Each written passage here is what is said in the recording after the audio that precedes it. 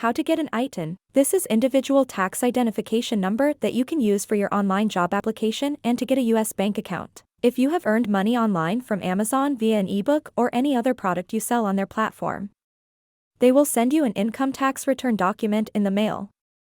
I've been getting tax return documents for the past 11 years for tax withholding from revenue I've earned in the United States. Next, you will go on the IRS website and download a W-7 form. You will fill this form out.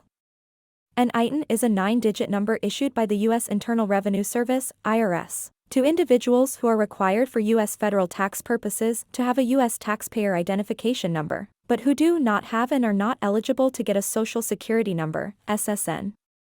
You will then follow the instructions and address on the IRS website on how and where to send your W-7 form for your ITIN application. This is not a guarantee that you will qualify for the ITIN, but it's a free alternative than using a broker site online.